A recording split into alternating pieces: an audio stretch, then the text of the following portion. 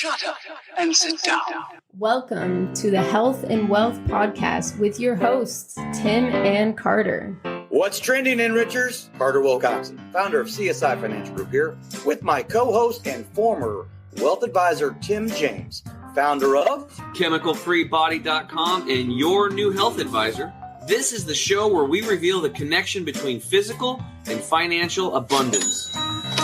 Hey, welcome back, Enrichers. Carter Wilcoxson, coming to you as normal from actually very pleasant Phoenix, Arizona. It's very unusual for us to be below triple digits this time of year, and for an extended period of time. I'm thinking we might have actually gotten out of all the heat, but it is not unusual in Phoenix, Arizona. If any of you Enrichers have been here before, for it to be triple digits into the middle of October. So this is, unbelievable blessing for us out here in Phoenix. But as is normal, I am joined by my spectacular, fantastic, amazing co-host, Mr. Chemical Free Body himself, Tim James. Tim James, how are you, my man? I am doing great, Carter. I'm excited to have our guest here today, Lisa. And we've had some interesting weather here too. We're starting to get some rain again, which is nice. But it was like 80 degrees yesterday with a little bit of rain at the end, and enjoying that. As we're talking, my cat is strolling through the field, so I have a good view. He's funny. I meowed at him a couple times like another cat. I can make cat sounds and all kinds of stuff, and he started meowing and started spraying all over the place. I think he's marking his territory, so I think he thinks I'm another adversary or something. I don't know. Oh, that's fine. Well, we'll see. You've never talked about a cat before. Is the cat new? Is it a farm cat? What's going on? Well, he's turned into it. He was at a friend's house. Well, yeah, I was at a friend's house, and they had moved into this new home up in the woods. And when they got there, they kind of inherited this cat that was outside eating grasshoppers, trying to stay alive. And he was kind of cool. He'd follow you around like a dog. Like go for walks, he'd go with you. And then one time we're in the woods though, right? And so he's running through this little open field, and there's this one little 2-3 inch tree in the middle of grass, and he like ran into it with his head and was like, and as he was running, and when I looked at him, his eyes were kind of cross-eyed, and I was like, maybe he's got a little, something going on there. Maybe he's not that smart. But he was kind of flighty, right? Mm-hmm. Obviously he's out in the wild. But you get him in the house or whatever, and he turned into this little love bug. He'd let you pet his belly and love on you. But they didn't like him because the kids and their dog and everything would scare him, and he would just climb all over their house, up their cupboards, and go crazy and knock stuff down because he would get frightened. So they were going to get rid of him, and so I basically rescued him because he was going to go to a shelter or something. Probably be like, they probably would have said, this cat's got brain damage or something because his eyes were kind of cross-eyed. So, but he's doing well here. I brought him here. My mom didn't want him here on the farm, and I brought him, and my dad fell in love with him. I love him, and he gets mice like crazy. And I just saw another black cat with 2 young cats, so I think he might be a dad.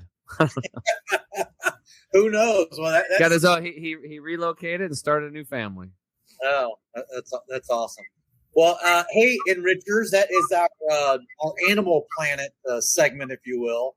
We're very excited about having our guest today, and we're going to go ahead and bring in Lisa Malick of Lighthouse Financial, I believe, is the company, right, that you represent. So, Lisa, thank you so much for joining us today. Oh, well, thank you for having me. So, Lisa, as is, the normal protocol here on the Health and Wealth Podcast show. And again, Enrichers, thank you so much for joining us for another episode of the Health and Wealth Podcast show. The normal, process and protocol that we have is, you've got a story, right? You most financial advisors, it's not like one of those things, I'm going to grow up and be a nurse or a doctor or a firefighter, right? You become a financial advisor somehow. So please share and enlighten with us and our audience on, what was it that kind of initially brought you into having a heart for wanting to help people? And I let me go ahead and mention one thing also, and maybe you'll talk a little bit about this in the second segment, but you're a Kingdom financial advisor. And so I think I want to learn more about that in the second segment also. But anyway, let's talk a little bit about how your path started. Sure. Well, like so many people in this industry, I did not start out thinking I would get into financial advising or even into the financial industry in any way. I started out as a researcher in a physical oceanography lab doing work in ocean optics. And when I used to tell people that, I remember at one point I had somebody look at me and stop for a minute and go, does that mean you like fit glasses onto dolphins, or what is that? So, of course, whenever I say ocean optics, I always envision in my mind a dolphin with little spectacles, but no, it was more about the physics of light and all that. But even back then, I always felt like it wasn't quite the best fit for me. I liked science. I was interested in science, but I didn't like doing science. I didn't like the politics. I didn't like the grant writing. I didn't like the feeling that I really wasn't doing anything that immediately felt like I was doing good. And then apropos of this podcast, I had both a health and a wealth event in my life that led me to this career. And how that happened was after my first daughter was born in my 20s, my husband was diagnosed with cancer. And he lost that battle after, 5-year fight. So that left me with suddenly now, having to figure things out. We'd never had a heck of a lot of money. And certainly after 5 years of fighting cancer, we had even less. But of course, there was a life insurance policy. It wasn't astounding money or anything, but it was enough that I felt like I need to figure out what to do with this and use it wisely. And I also need to figure out my cash flow now that I'm a single mom, and I need to learn about all this stuff because I don't want to make mistakes. That led me to go to a couple of different places. Somebody sent me to one of the big wirehouses where they had their money, and I paid, money for a financial plan. They spit out this boilerplate thing from some software that meant absolutely nothing to me, didn't help me at all, and offered to manage my finances for 3%, which, that I didn't know anything. That did not sound like a good deal to me. And I started, Were you in Brooklyn or something? Or? No, I was in Florida. Okay. But anyway, I mean, even back then I could tell it this just doesn't sound good. So eventually I remarried. We had 2 more children. And at that point I left the lab and decided to stay home with my babies. And in the meantime, I figured I could figure out what I want to do with the next phase of my life. So I started looking at different options, and I just really wanted to do something that felt more immediate, more helpful, more like give me purpose. Thought about things like counseling, but honestly just felt too squishy to me, not analytical enough. Then one of my husband's friends suggested looking into becoming a financial advisor. And the more I looked into it, the more it just felt like the perfect mix for me. The analytical, I get to play with spreadsheets and do those things that I like. But I also get to sit down and really feel like I'm doing some good for people, and I'm helping them and making good decisions. And so while I was still home with the kids, I just started the CFP program online at Boston University. And so I kind of did it backwards. Most people get a job first and then work on the credentials. But I just decided I'm just going to do this. I'm going to jump in.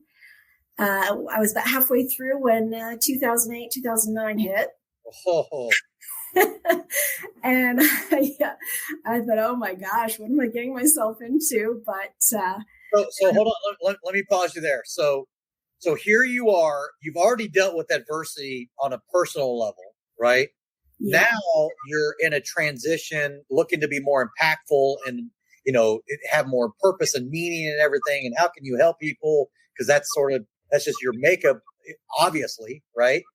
And then you're studying to get your CFP, but you're not working for anybody yet. Right. You're just studying. And then the Great Recession hit. Yes. All right, go from there. So, and I was going to the FPA meetings, attending the conferences and things just to start meeting people and build a network. And oh my gosh, the room was just, you could just feel the dread and the depression, but I still persisted.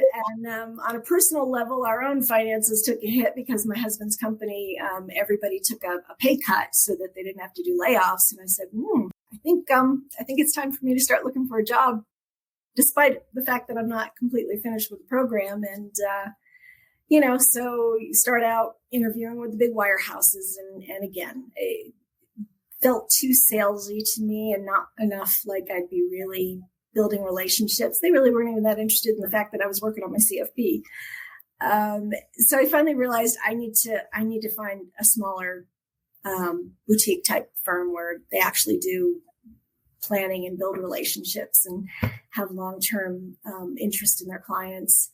And of course, there weren't many businesses advertising for entry-level financial planners at that point, especially in the wake of 2008, 2009. So I just created a cover letter saying, gee, here are the ways you could leverage me and free up your time, and wrote as convincing a cover letter as I could, and just started walking into offices and asking to talk to somebody.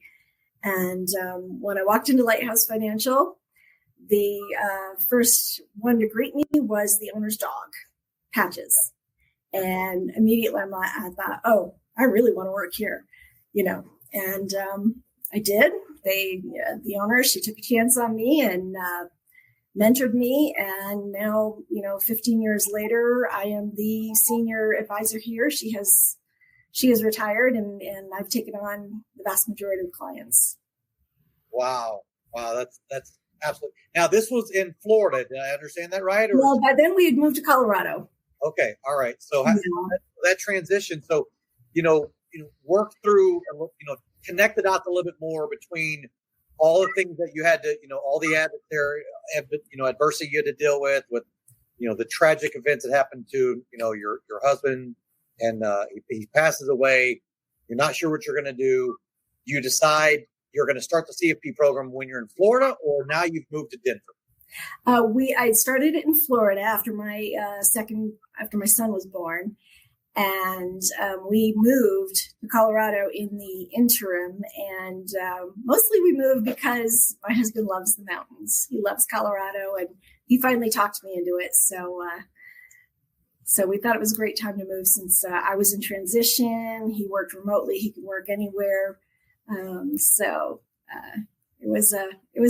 was a whole lot of changes in a very short amount of time. Yeah, I can imagine. So now you have, are you up to 3 kids during that move? Or yes. Okay. All right. But the two of you met in Florida. We did. Okay. All right. Well, one of the things, and this is very normal, most of the advisors that come on here, right, their significant other is one of the most important pieces of the equation of them being successful. Share a little bit about what type of support that you got, from your husband, obviously on the emotional side of the thing. But what about the support of you being a female advisor? It's a man's world in the advisory space predominantly, right?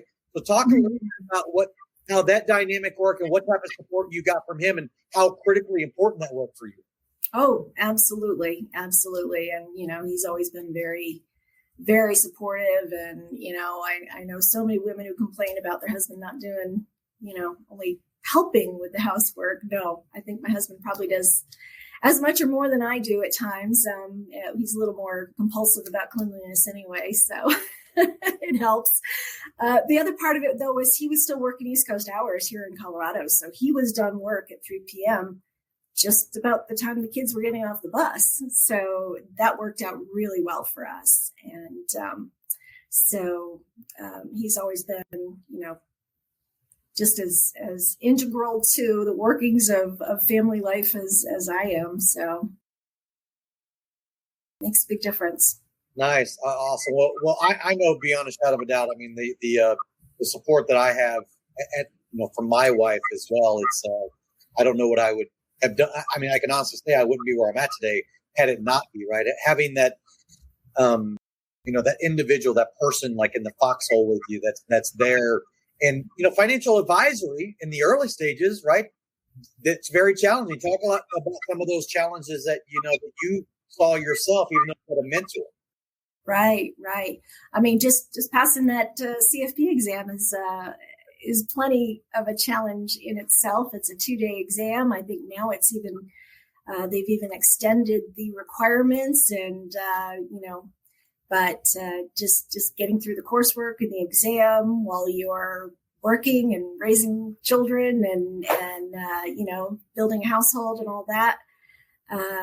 Also just learning the ropes of the industry, having come from, having a scientific background, the whole regulatory environment was just kind of overwhelming. And thankfully, I didn't really have to be the point person on any of that as an employee rather than an owner.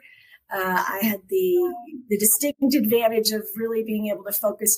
I could worry about being about the business of being an advisor versus the business of running an advisory. So for me, that was a really big advantage.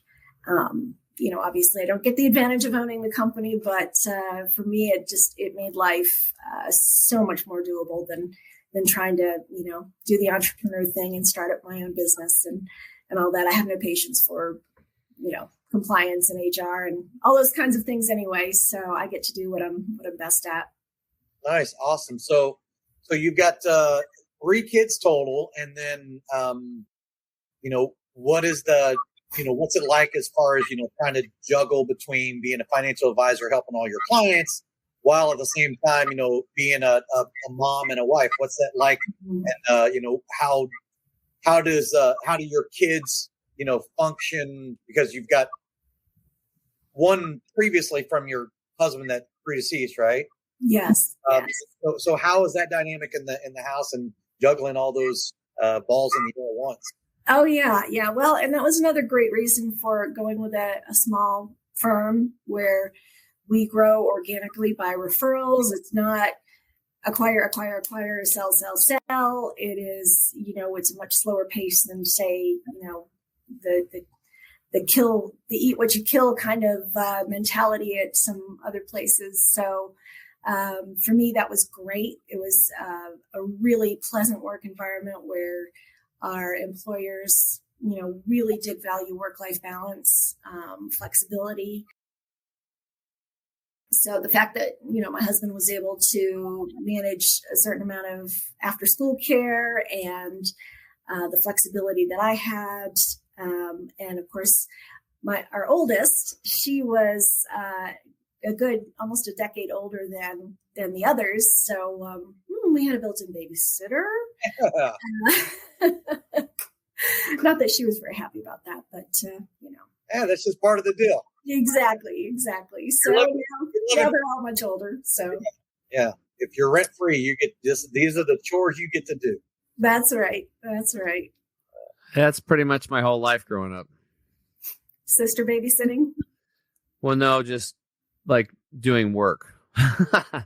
And now I value it. I'm really glad that I had to do that. So that instills a work ethic in you. It's just like, I was just talking to a coaching client today, and she had some issues with her dad in the past. And I noticed there was like 2 guitars, 2 saxophones behind her. Even though her and her dad had some issues, her dad was a musician, and that's in her life now. So that work ethic, all that stuff is good stuff. So anyway, well, Lisa, thanks for sharing your background. So what we'll do now is we'll take a quick break, guys. When we get back, we're going to get into what she's doing on the daily to help her clients keep their money safe and grow it into a financial explosion of joy and synchronicity later on in life. We'll be right back. Estate planning. What does that even mean?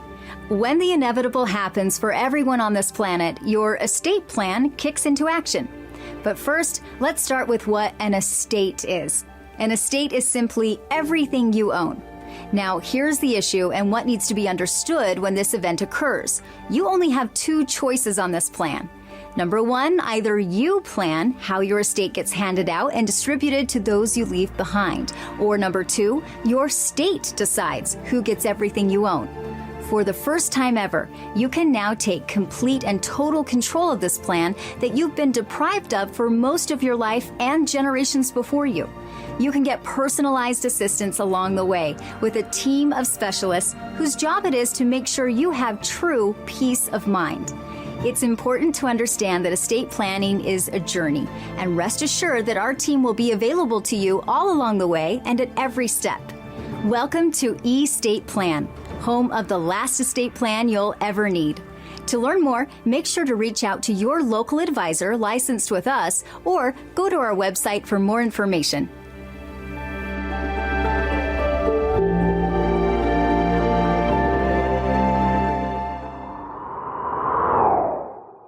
What's up, Enrichers? Tim James here. I'm back with my co-host, Carter Wilcoxson. Today in the house, we've got Lisa Malick. Yes. Yay! We're so glad that you're here. Certified financial planner out of Colorado. And she got talked into moving into the mountains, and now she's helping people grow their financial assets into mountains of money. So, Lisa, tell us all about that. I guess, what's the thing that you think that's like kind of your niche and that like separates you from the competition in the Colorado area? Yeah. Well, we're definitely comprehensive. We, our former owner, she used to say we know more about our clients than some of their mothers do. Because we sit down, we have, the kind of meetings where we're not just pushing a piece of paper across the table saying, oh, here's your performance for this quarter, you're making money, or, no, we sit down, we talk about their whole financial lives, and we ask them about transitions in their lives, because, I think any transition you can think of in your life pretty much involves money, whether it's having a baby, the death of a loved one, moving, you name it, and it somehow involves money.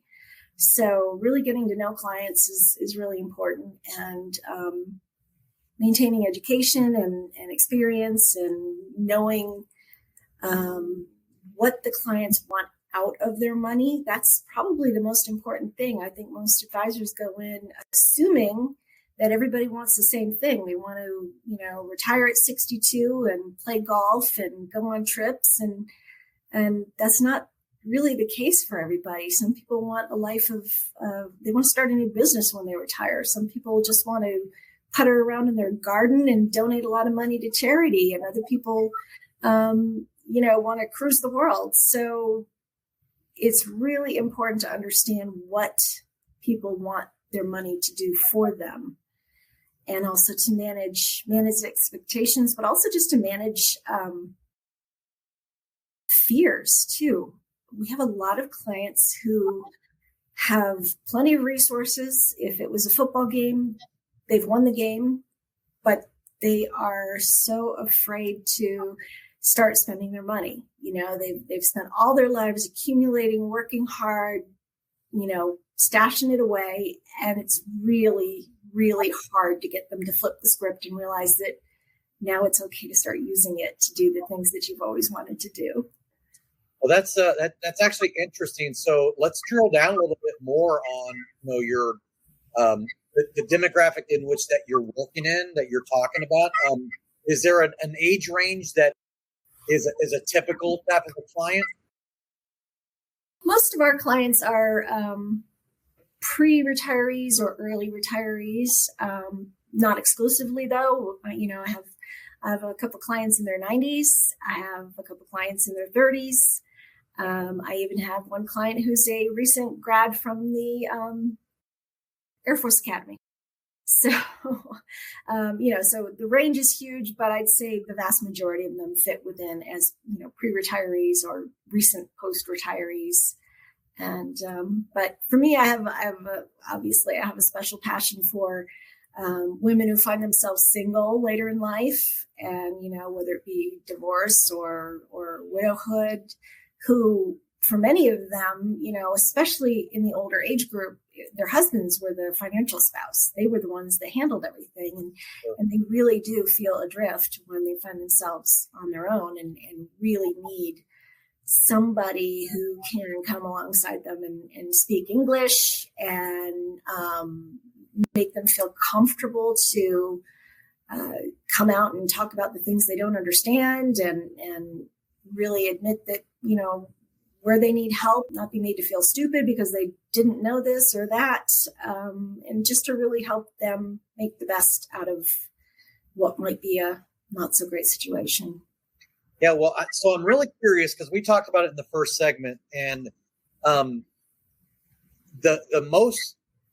thing I took away from that first segment and what I really wanted to talk about with you now is because you had a personal life experience where had there not been life insurance there, how much more devastated that probably would have been. Can you talk a little bit about how that's part of your makeup and some of the things that maybe you incorporate as you're doing some of the planning with your clients? Oh, yeah. Whenever we do planning, that certainly is a big concern is what if the spouse is not here anymore? What's going to happen? What we run scenarios, if Joe dies tomorrow, what is this going to look like? And what do we need to do to make sure you're okay? And same thing with if Sally goes tomorrow, will Joe be okay? Same thing. And I think it's a gift to both of them, especially to the person who we're looking at potentially, killing off. They know that they are leaving behind the other spouse in a better situation because we've had this discussion. For the most part, we certainly have those people who just don't want to go there, don't want to address it, don't want to think about it. I would just, in my mind, I'm sitting here thinking to myself, you've got this personal experience though. Like it seems like it would be for you, right, wrong, or indifferent, an easier conversation because of that personal experience with you. I'd imagine that that's conveyed in those meetings that you have. And I'm not necessarily saying the first meeting, but, eventually right. I'm sure that you're sharing that story and why it was so impactful and meaningful for you. Yeah. As appropriate, for sure. It's a good, brings it to reality for some people. But again, there are people who just don't want to think about that. They don't want to go there. Honestly, my late husband was that way. We, he did not want to talk about it. Thankfully we already had the life insurance, I see that a lot.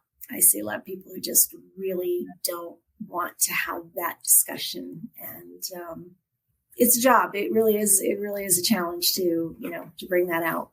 Yeah. So you'd mentioned comprehensive. Obviously, Lighthouse is a comprehensive, organization. So, do you wear a couple of hats? Are you CFP as well as? Talk a little bit about the different type of licenses that you need in order to do some of this comprehensive planning. Right. We, up until last year, we were under the hybrid model under a broker-dealer. We were both fee and commission based. And this past summer, we went completely fee only. And we just feel very strongly that that's where the industry is headed. We really like the fact there are absolutely no conflicts of interest in that respect, because no matter what we recommend, we're going to get paid the same. So before that, I had Series 7, the 63, the 65, the life insurance, the long-term care, all that stuff.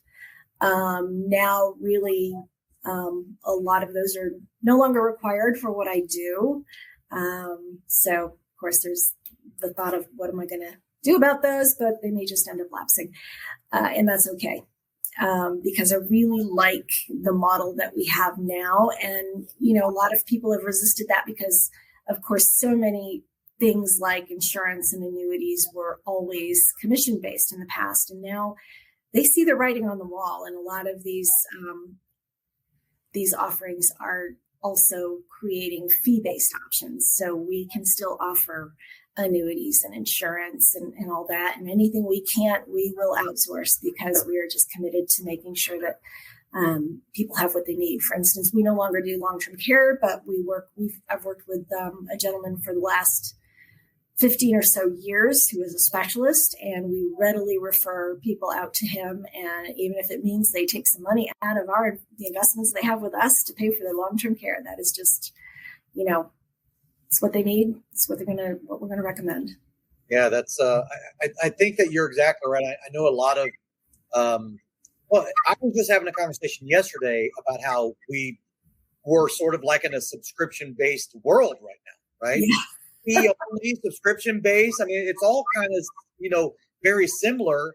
That way you don't feel like you have to be juggling a bunch of different things. And if you can still provide, comprehensiveness. Now you're not doing charity work, right? You still have to be able to put food on the table. But if you can be able to encompass everything that you want to do, knowing that they're going to get the same type of value, you're still able to, make a nice living, given the type of, advice that you're giving. I call it being in the knowledge for profit business, right? That's really what you're in, and you're providing that level of service. But for you, it sounds like it made it almost easier for you to be able to do all the things you're doing, not wondering about how you're going to juggle being a fiduciary, suitability, and, commissions and things like that. So I do remember when we had our initial vetting conversation about learning about our podcast, that was something that you guys had just implemented just recently. Yes, just last summer. So it's been just under a year that we've made this move. So we're still feeling our way in some respects. So just out of curiosity, did the clientele have to change with that as well? They had to be brought up to speed on that internal transition. How did some of that work? Yes. And that's always a challenge because that clients rarely read those emails that you send out in bulk. So, it takes explaining and re-explaining and explaining again. And our industry is so complicated and there's so many layers to it. And just explaining what is a broker dealer, what is an RIA, and how does that all work with, do they own us? What does that mean? Who are they? What do they do?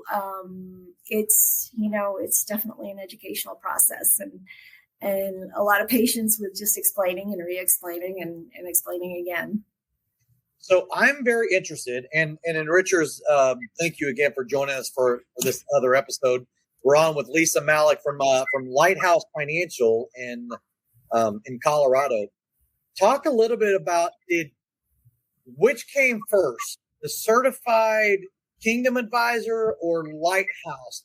How did that whole thing go on? Lighthouse, the whole Kingdom Advisor thing is that is really another certification similar to the CFP. It is with an organization called Kingdom Advisors, and it was started by a man named Ron Blue, and really an organization of Christian financial professionals who believe in really imparting basic biblical wisdom in what they do. And if you really look at it, it is wisdom that transcends belief, time, culture, gender, everything. It is good wisdom, whether you're a believer or not a believer. It's things like, spend less than you make, really basic stuff that I think anybody would agree with. Give generously, save for the future, don't be a slave to the lender, all those things, very, very basic, common sense, just good financial wisdom. However, it's based in, really digging into what the Bible says about money, which is a topic that's discussed probably more than almost anything else. It's also about encouraging believers who are your clients to take part in more generosity, to really encourage them to put their wealth to work in the kingdom.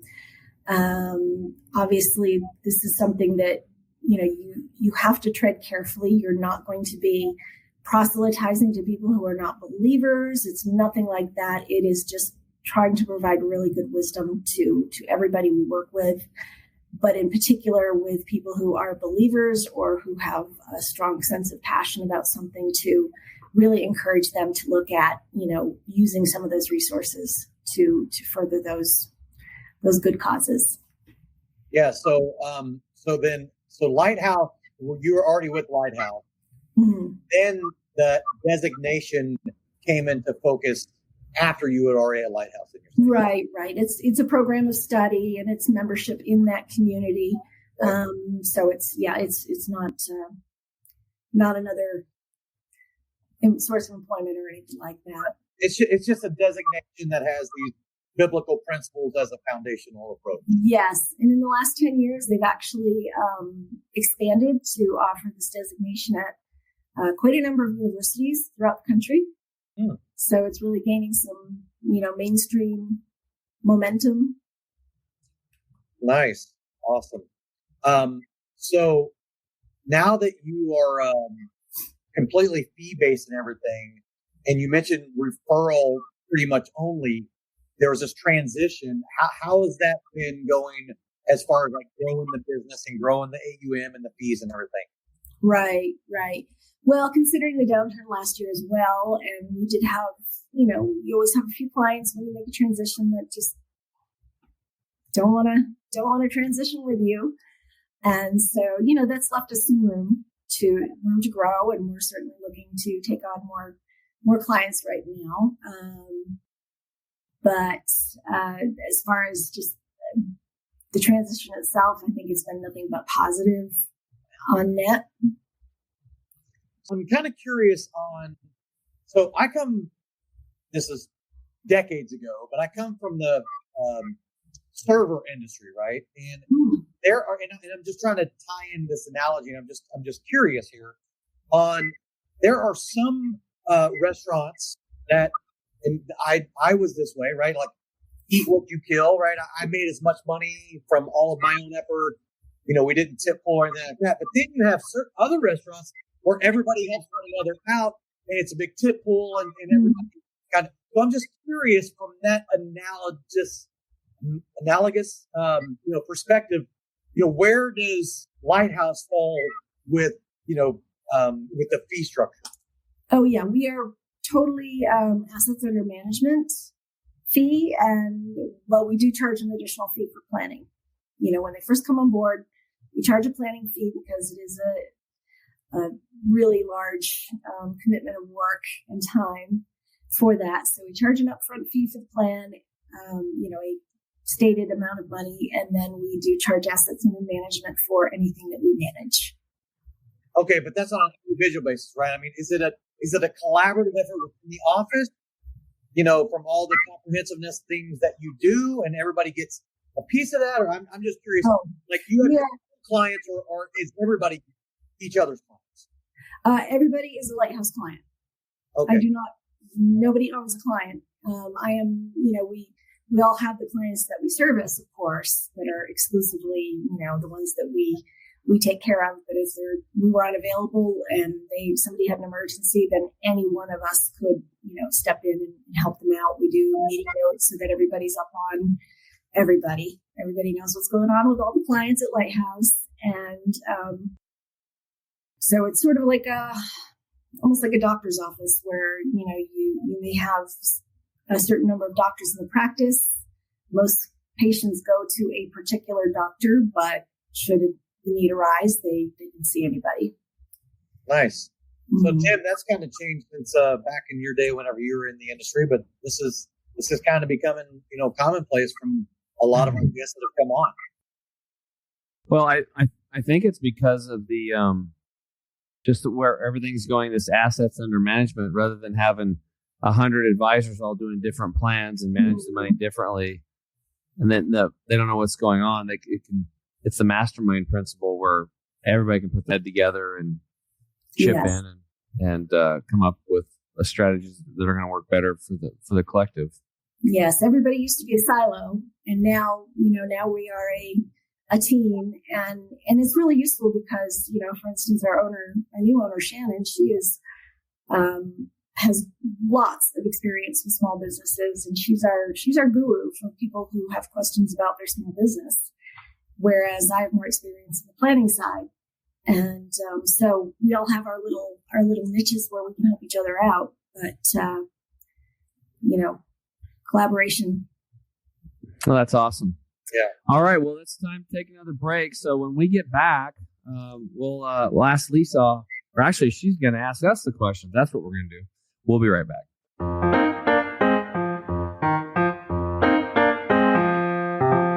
You want the absolute best for yourself, and you want it to be easy. That's why we created Green 85. It helps with detoxifying the body gently. We're proud it's chemical-free, unlike almost all other supplements you'll find. Bottom line, Green 85 will get you healthier. We look forward to hearing what Green 85 did for you.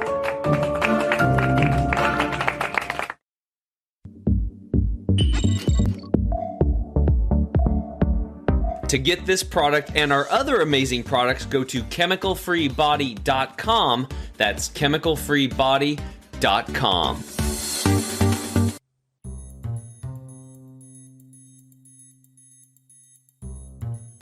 What's up, Enrichers? Tim James here. I'm back with my co-host Carter Wilcoxson. And Lisa, this is the time where we get to flip the script and you get to ask me any question on health. So did you have a certain question for your health, a family member's, general question, public health, whatever it may be? Go ahead. Okay, sure. This is more just asking your take on something. I'm a big believer that negative emotions are a strong trigger for health events and really have a big impact on a person's health. And, from my own experience, from just observing other people after going through, we all know the person who went through a nasty divorce and then ended up with cancer, or the person who, was facing a lot of stress and developed some ailment. We know of, and then there are the people that are just negative people who hold on to things and, they're unforgiving and they're negative and they have a lot of negativity in their lives. And I wonder, I'm sure you have some opinion about, that effect on a person's health, and where would you place that in importance on somebody's health? Well, I'm really actually glad that you brought this up. This is the first time it's ever been asked on this show, which is very exciting to me. Yeah. Because I love new questions. But it's not something new over here in our camp. We talk about this all the time. I coach people on it. I've already coached 2 people today, and we've talked about this. So when you're looking at the human body, there is a physical component to it, right? And there's things you can see and that you can't see when it comes to health. One of them, and then there's also the non-physical. So we'll get into that in a moment.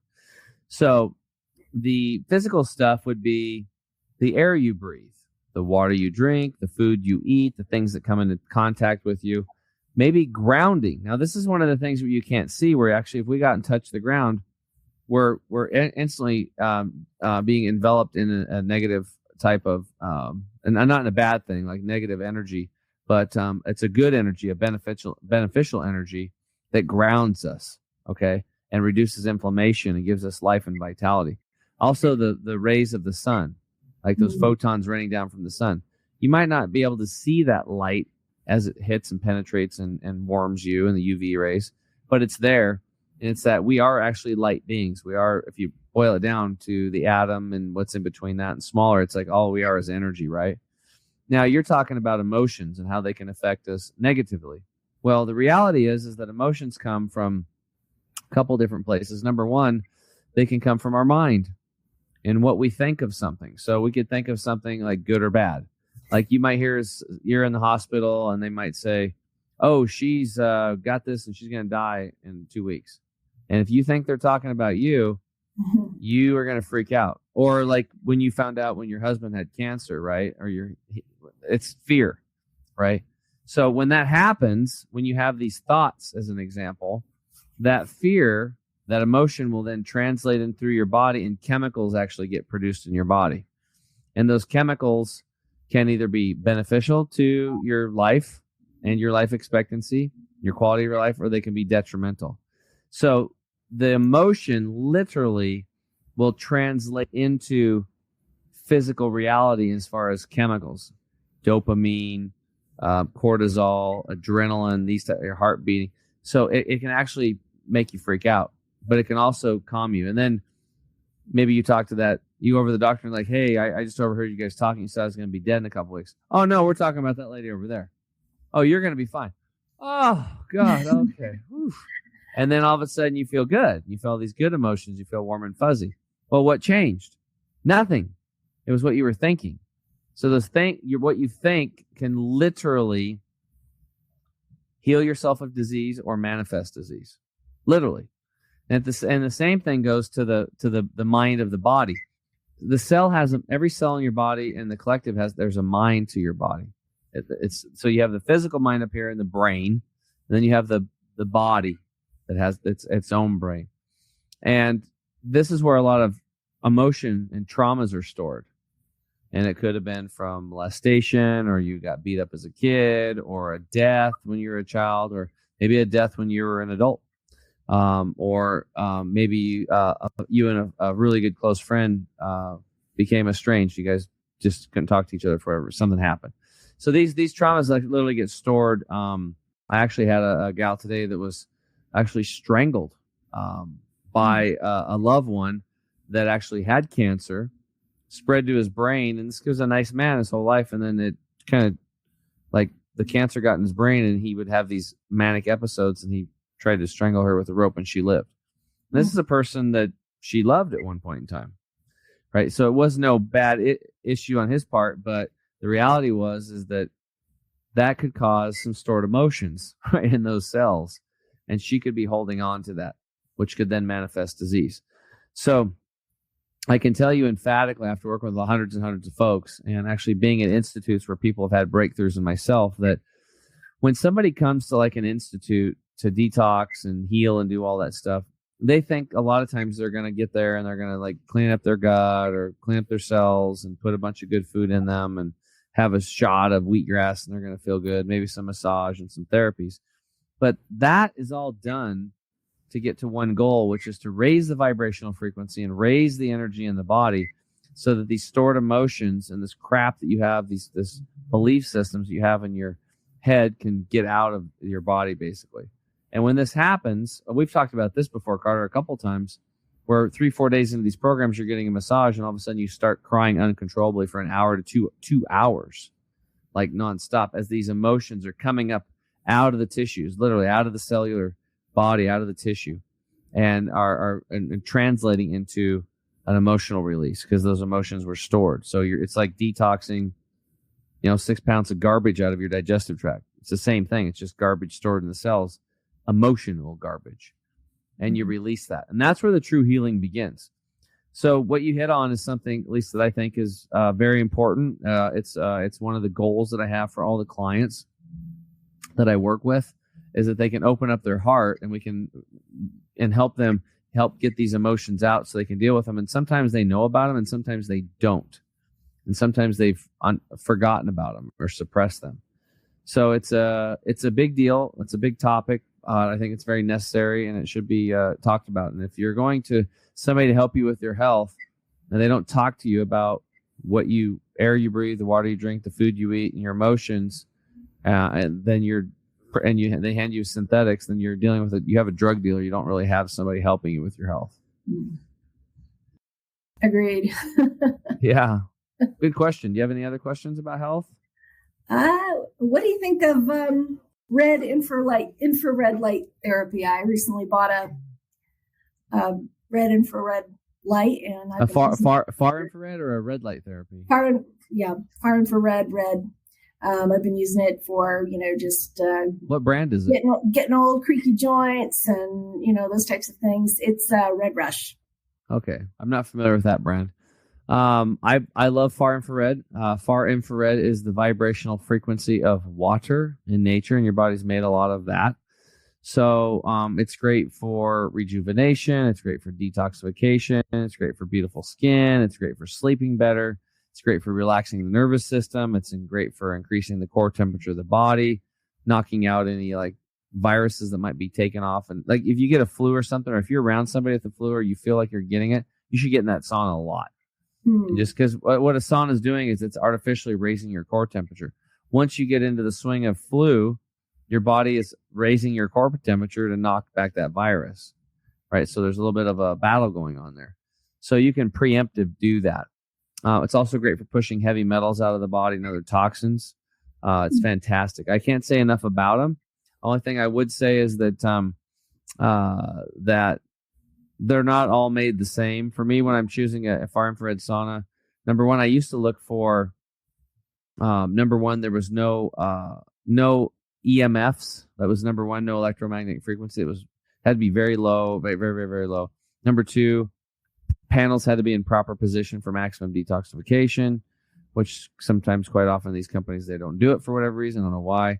Number three, there's no glues or nothing for off gassing in the woods and stuff. Is yours wooden? Oh, I just bought a panel, so it's a half body panel. So sweet. Okay. I move it to just right. Yeah, so you get the benefits of it. Okay, cool. Yeah, and so it's really about raising core temperature. So I've been a dealer of far infrared saunas for over a decade now, and about 2 years ago, I switched from a certain brand to what are called relax saunas. I love them because they actually broke a natural law, and it's not a panel. They actually have processors. So they developed through spiritual practice. They downloaded these processors, they built them. They got it to work like 20 years ago. And I think it's one of the most, like, it's getting out there now because the guy that was promoting it was like literally like a one-man band going around and talking to docs and slowly doing these things. And 6 months ago, he had an HTML site. I don't know if you know what that means, but old school website until about 6 months ago. But they have, the technology is unsurpassed. So they were able to, I'll give you an example. Like in a good wooden box sauna, you can raise your core temperature, and that's the key, not the ambient temperature around you. It's about what the far infrared does to the inside of you, your core. It's about raising core temperature. You can raise core temperature in a good sauna 1 degree to 1.5 degrees. I'm not sure what that panel is for you, but I do know that when you get next to it, you're probably going to feel better. It can help with depression and that kind of stuff. It's great for the winter months that are coming upon us. It's detoxification, all the stuff I talked about, right? But this sauna can raise the core temperature 3.2 degrees. The ones I'm talking about, they're very inexpensive. You can get one for like $1,400, and they're quite awesome. So I'm really glad that you had one. I used mine for years, and about 7 years I had one, and then I switched over when I found this newer technology. But nice. Yeah. So if you ever think you want to get check another one out, we have them on our website at chemicalfreebody.com. It's under Tim's favorites, and you'll see the saunas. And Carter can speak to it very easily because I yelled at him for a year to get one, then he finally did it. Well, one of the greatest benefits for me, Lisa, is that I get to get these questions from advisors, and I just get to learn all these things. And Tim's obviously a wealth of health information, right? And I remember when he first learned about this sauna, I was like, well, that sounds kind of interesting. But in my mind, I hear sauna, and I'm thinking, where am I going to put a sauna? Because, you just think about this big wooden box or whatever. I'm like, I don't even know what you're talking. And then he showed it to me. I'm like, wait a second, what? And how much does it cost? Wait, what? My wife and I, we literally do the sauna, 4 to 6 days a week, right? And there's somewhere between, there's like an optimal amount of time that we get in it, somewhere between 12 to 22 minutes, right in that window. But he does it every day, or 4 to 6 days a week. I do it 4 to 6 days a week, and it's like a cheat for me, right? I get to go in there. I get to just do nothing. I'm disconnected from technologies and everything, and I just sit in there in it, and I just kind of just almost like zone out. I work on my breathing techniques that Tim's taught me or other guests that have been on the show. But yeah, I'm a huge fan of it, and I'm glad that he turned me on to it. So kudos to you that you went that route as well. Yeah. Far infrared, awesome. I don't really hardly take on one-on-one coaching students anymore. But when I do, it's mandatory that they get one of those saunas. Otherwise, I just won't. I won't tell them I don't want to work. If you have to get on our products and on that sauna, because I know that those two things alone are going to do so much heavy lifting for me. And it's just going to make everything better. I can't say enough about far infrared saunas it's a very passive way for somebody to change because all they have to do is get in and turn it on, sit down. Yeah. And then they feel good. I mean, they actually feel great when they're done. And they're like, what? It's so awesome. Then they go back over and over again and they start, it's just one of those things. Now they're starting to take care of themselves and show the universe that they love themselves, and the universe reflects that back to them. So it's really awesome. Well, it's an added bonus. You have to spend that time without your phone. Isn't that a wonderful break where you're like, oh, gee, I can't look at my phone right now. Yeah, you're deplugged there. Yeah, Pass. Plug on purpose, and that's kind of the thing, right? I mean, if you're going to do it, if you're only going to do, it's only 12 to 20 minutes, right? You're just like, you can be without your phone for 12 to 20 minutes. Yes, absolutely. I laugh when I'm at the gym, and a gym opened up, and it's like 3 minutes from our house, so I had no excuse. I usually work out at home, but I finally joined, and I just have to laugh at the people that, I mean, even during their little break between their sets, got to be staring at the phone, like you should probably just be really focusing on what's going on here and what's happening with your body. But yeah, that's because a lot of people have become addicted to their phones. Oh my gosh. And I'm sure Tim can talk about that as well, about, unplugging.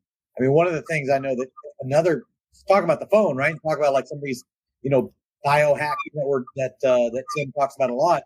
We were doing this already before, and I've heard him talk to many a guest about, how sleep is just so critically important.